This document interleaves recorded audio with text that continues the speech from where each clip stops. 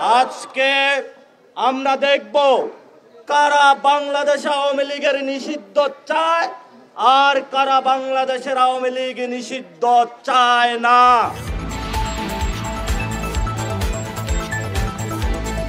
সম্মানিত সাংবাদিকবৃন্দ, এই যে ইন্টারকন্টিনেন্টালের সামনে যে রাস্তাটা আছে, এই রাস্তায় আজকে জুমার পর থেকে পুরো বাংলাদেশের ছাত্র জনতা অবস্থান নেবে।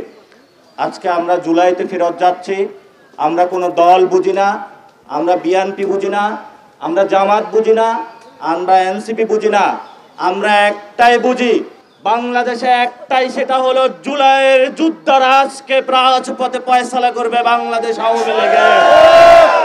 আপনারা পাড়ায় মহল্লায় ভাই বোন পরিবারে সকলকে আজকে আহ্বান জানাবেন, আজকে রাজপথে আমরা আওয়ামী লীগের ফয়সালা করে আমরা আমাদের ঘরে ফিরব। আজকে আমরা দেখব কারা বাংলাদেশ আওয়ামী লীগের নিষিদ্ধ চায় আর কারা বাংলাদেশের আওয়ামী লীগ নিষিদ্ধ চায় না। রাজপথে আজকে ফয়সালা হবে। সকল দল যারা নেতা কর্মী রয়েছেন, আপনারা গত 15 বছরের যে ভিক্টিমাইজেশন হয়েছেন, গুম হয়েছেন, খুন হয়েছেন, কিন্তু আপনাদের যারা দলীয় লিডার ছিল সেই লিডারদেরকে আপনারা কোথাও পান নাই। আপনারা জনগণ, আপনারাই শক্তি, আপনারাই গুম হয়েছেন, আপনারাই খুন হয়েছেন, আপনারাই জেলে গিয়েছেন।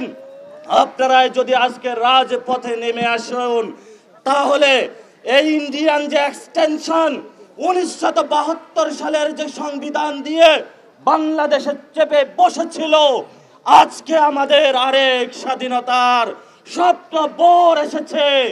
আজকে বাদ জুমা সকল বাংলাদেশের নাগরিক আপনারা আজকে এখানে ইন্টারকন্টিনেন্টালের সামনে মঞ্চ তৈরি হচ্ছে, ঐক্যবদ্ধভাবে জমায়েত হন। আজকে আমরা রাজপথের ফয়সালা নিয়ে ঘরে ফিরবো ইনশাআল্লাহ। সেই লড়াইয়ের অগ্রিম অভিনন্দন জানিয়ে আমাদের প্রেস কনফারেন্স এখানে সমাপ্ত হলো। তবে জুমা পর্যন্ত এখানে আমাদের অবস্থান কর্মসূচি চলবে। জনতা যখন সেখানে মহির উপর সমুদ্রে সবাই ঐক্যবদ্ধ হবে, আমরা এখান থেকে মিছিল নিয়ে সেখানে তাদের সাথে ঐক্যবদ্ধভাবে জয়েন করব। ধন্যবাদ সকলকে।